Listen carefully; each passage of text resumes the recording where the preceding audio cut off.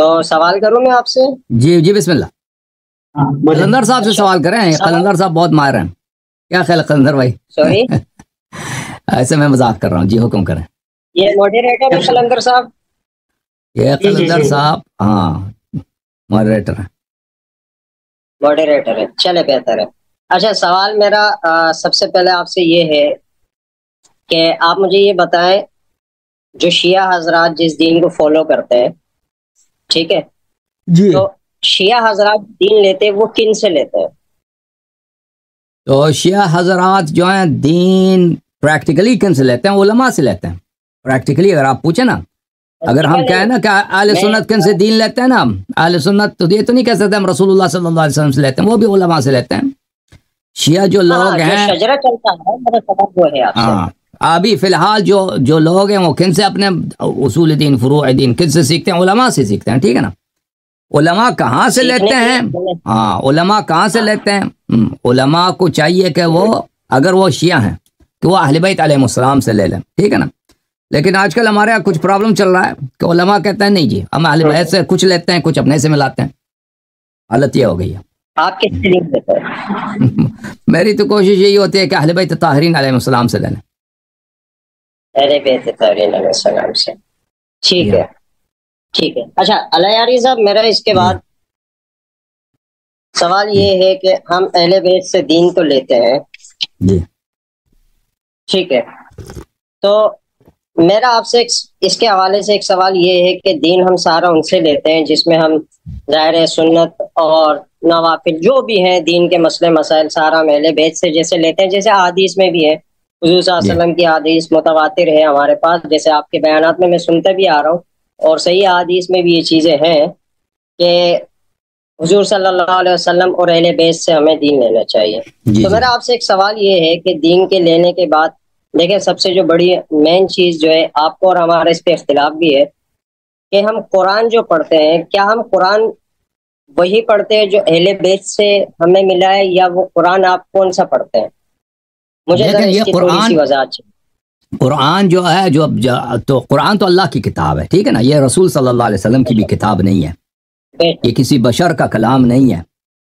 یہ تو سب مسلمانوں کا عقیدہ یہ ہے کہ اللہ تعالیٰ کا یہ کلام ہے. البتہ رسول صلی اللہ علیہ وسلم اس کو کتابی شکل میں اس طرح کاغذ پہ لے کے نہیں آئے تھے. موسیٰ علیہ السلام اپنی کتاب کو توریت کو جو الواح میں لے کے آئے تھے نا، ان کے پاس ٹیبلٹس تھے. نبی صلی اللہ علیہ وسلم کے کوئی ایسے آسمان سے کوئی ایسے کہ وہ ان کے پاس کاغذ یا کوئی ٹیبلٹ آیا ہو، اس طرح تو نہیں تھا. قرآن ان کی سینہ اقدس پہ آتا تھا. سینہ اقدس پہ جب آتا تھا تو وہ لکھاتے تھے رسول صلی اللہ علیہ وسلم. اب رسول صلی اللہ علیہ وسلم کا کام یہ تھا کہ وہ قرآن کو محفوظ رکھیں اور قرآن کو ضائع نہ ہونے دیں. اور انہوں نے خود بار بار یہی کہا تھا کہ مجھ سے پہلے جو انبیاء تھے ان پہ وحی آیا تھا اللہ کی جانب سے تورات، وہ تورات پہ بالکل ہمارا ایمان ہے بھائی. تورات اللہ کا کلام ہے، انجیل اللہ کا کلام ہے. سب مسلمان تورات و انجیل کے ہم تصدیق کرتے ہیں، تعظیم کرتے ہیں. اللہ تعالیٰ کا سب کلام مقدس ہے. لیکن اب موجودہ تورات انجیل میں کچھ کمی بیشی ہے. تو رسول صلی اللہ علیہ وسلم نے فرمایا کہ پچھلے امتوں نے اپنی کتابوں میں کمی بیشی کیا. رسول صلی اللہ علیہ وسلم قرآن کو لکھاتے تھے. اب یہ رسول صلی اللہ علیہ وسلم جب قرآن کو لکھاتے تھے یہ کہاں گئے؟ ٹھیک ہے نا. یہ پرچیاں، یہ کاغذیں، یہ کہاں گئی ہیں؟ خود سب شیعہ اور سنی کا اس مسئلے پہ اجماع ہے کہ رسول صلی اللہ علیہ وسلم نے پورا قرآن جمع نہیں کیا کتاب کی شکل میں، جمع نہیں فرمایا. لکھایا انہوں نے ہے لیکن جمع نہیں کیا. جب وہ دنیا سے گئے ہیں تو قرآن جمع نہیں ہوتا. اور وہ اب یہ موجودہ قرآن جب رسول یہ تو سب کا اجماع ہے، فریقین کا اجماع ہے کہ رسول صلی اللہ علیہ وسلم نے قرآن جمع نہیں کیا. اب علماء کچھ بولتے ہیں نا، علماء تو ایسے اب شیعہ مولیوں سے پوچھ لیں، وہ کہتے ہیں کہ نہیں رسول صلی اللہ علیہ وسلم نے خود قرآن جمع کیا تھا. اس کی کوئی حدیث کچھ بھی نہیں ہے، ضعیف حدیث بھی نہیں. نہیں انہوں نے تو جمع نہیں کیا، انہوں نے جمع نہیں کیا. میرا جو آپ سے سوال ہے قرآن جمع کس نے کیا ہے، میرا یہ سوال ہے. عرض کر رہا ہوں میں ایک منٹ میں آپ کا پکچر صحیح کروں. پکچر آپ کا کچھ اس میں صحیح کر دیتا ہوں. چلے میں صحیح کر رہا ہوں. Okay thank you sir. تو عرض یہ ہے کہ رسول میں نے یہ اس لیے عرض کی کہ کچھ یہ مولوی یہ عوام کو بتاتے ہیں کہ نہیں جی پیغمبر نے خود جمع کیا. او بھائی اس کی کوئی حدیث نہیں، ایسے جھوٹ کہہ رہے ہیں. نہیں صلی اللہ علیہ وسلم تو جمع نہیں کیا. یہ تو اس کے میں بھی قائل ہوں اور سارے جو ہمارے علماء کرام ہیں دیوبند کے وہ بھی قائل ہے اس چیز کے کہ حضور صلی اللہ علیہ وسلم کے بعد قرآن جمع کیا گیا ہے. انہوں نے خود جمع نہیں فرمایا. ہاں کہ انہوں نے جمع نہیں کیا. تو یہ عرض یہ ہے کہ رسول اہل بیت رسول ہمارے ہاں اہل بیت علیہ السلام کے احادیث میں یہ ہے کہ رسول اللہ صلی اللہ علیہ وسلم سے اپنے وفات سے پہلے، اپنی شہادت سے پہلے مولا علی علیہ السلام کو بلایا اور کہا کہ یہ جتنے میں نے قرآن لکھائے ہیں یہ میرے بستر کے اوپر طاق پہ رکھیں، جب میری وفات ہو جائے تو آپ ان کو اٹھا لیجئے اور آپ قرآن کو جمع کیجئے، اور آپ قرآن کے ساتھ وہ نہ ہونے دیں جو پچھلے امتوں والوں نے اپنے کتابوں کے ساتھ کیا، جو یہود نصارہ نے اپنے ساتھ کیا. تو پھر رسول صلی اللہ علیہ وسلم کی وفات ہو گئی تو امیر المؤمنین علیہ السلام نے قرآن جمع کیا جس طرح اللہ پہ نازل ہوئی تھی، جس طرح اللہ نے رسول صلی اللہ علیہ وسلم پہ نازل کیا تھا. اس کے علاوہ رسول کی جو ورقے تھے، اس کے علاوہ خود ہمیشہ جب قرآن نازل ہوتا تھا رسول اللہ صلی اللہ علیہ وسلم علی علیہ السلام کو قرآن لکھاتے تھے، اس کی تفسیر بھی لکھاتے تھے، وہ بھی ان کے پاس موجود تھا. تو انہوں نے قرآن جس طرح نازل ہوا تھا جس ترتیب سے نازل ہوا تھا انہوں نے جمع کیا. تو پھر انہوں نے اپنا قرآن جو ہے، لازمی بات ہے اس وقت خلافت جو ہے ابو بکر صاحب کے پاس چلا گیا تھا، تو امیر المؤمنین علیہ السلام آئے اور کہا کہ یہ رسول صلی اللہ علیہ وسلم کا مجھ پہ وہ فریضہ تھا کہ میں قرآن کو جمع کروں، میں نے قرآن جمع کیا، میں آپ کے سامنے لاتا ہوں، اس کو لے لو. تو انہوں نے صحابہ نے قرآن اٹھایا، عمر نے قرآن اٹھایا، دیکھا اس کو پسند نہیں آیا، اس نے کہا میں یہ نہیں چاہیے، آپ کا قرآن نہیں چاہیے، یہ آپ اٹھا کے لے جائیں. تو امیر المؤمنین علیہ السلام نے کہا کہ اگر میں ابھی اس کو اٹھا کے لے جاؤں پھر تم اس قرآن کو کبھی نہیں دیکھو گے جب تک میرا فرزند امام مہدی علیہ السلام ظہور کریں گے، اس وقت تک تمہیں یہ نظر. انہوں نے کہا میں پرواہی نہیں، لے کے جائیں. تو وہ چلے گئے. تو پھر صحابہ نے، کیونکہ صحابہ کے پاس قرآن نہیں تھا، تو انہوں نے اپنا قرآن جمع کرنے کی کوشش کی. ہاں، اپنا قرآن جمع کرنے کی. یہ سب سے پہلے کوشش ابو بکر صاحب کے زمانے میں شروع ہوئی ہے. عمر صاحب ان کے پاس گئے، کہا یہ بخاری وغیرہ جامع البیان وغیرہ میں بہت پڑھا ہے کہ قرآن جمع کرنا چاہیے، کیونکہ بہت سارے جن کو قرآن پڑھنا آتا ہے وہ مر رہے ہیں، وہ شہید ہو رہے ہیں یا ماما وغیرہ میں، تو آپ وہ قرآن جمع کریں. انہوں نے کہا کہ میں کیسے قرآن جمع کروں، جب پیغمبر نے خود جمع نہیں کیا تو میں کیسے جمع کروں. انہوں نے بہت اصرار کیا تو ابو بکر صاحب مان گئے. تو پھر ابو بکر صاحب نے زید کو بلایا، زید اپنے ثابت کو، وہ نوجوان سا کم عمر لڑکا تھا، ان کو بلایا تو ان سے کہا کہ آپ قرآن جمع کریں. تو اس نے بھی یہی کہا کہ پیغمبر نے جب خود جمع نہیں کیا تو میں کیسے جمع کروں، یہ بڑا مشکل کام ہے. پھر آخر اس کو منا لیا ان لوگوں نے. تو پھر اس نے قرآن جمع کیا. اس کے اپنے الفاظ ہیں کہ یہ بہت مشکل کام تھا، میں نے لوگوں کے سینوں سے، میں نے پتیوں سے، میں نے پتھروں سے، میں نے لکڑ کے تختیوں سے اور جانور کے جو ہڈی ہوتے ہیں اس پہ لکھے ہوئے ہوتے تھے، میں نے ان سے جمع کیا، قرآن جمع کیا. تو یہ قرآن ابو بکر صاحب کے زمانے میں جمع ہوا تھا اس زمانے میں.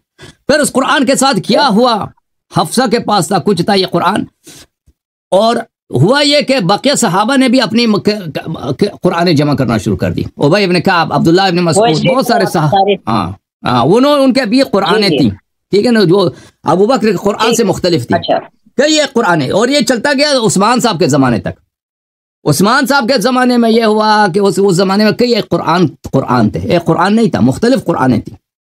یعنی وہ صحابہ کے مختلف طور پہ ان کے پاس قرآنیں تھیں. اور یہ کوئی بھی قرآن یہ نہیں تھا کہ رسول صلی اللہ علیہ وسلم کے حکم پہ لکھا گیا ہو. رسول صلی اللہ علیہ وسلم کے حکم پہ واحد قرآن جو لکھا گیا وہ وہی تھا جو علی علیہ السلام نے لکھا تھا. اچھا، یہ مختلف صحابہ کے قرآن تھے.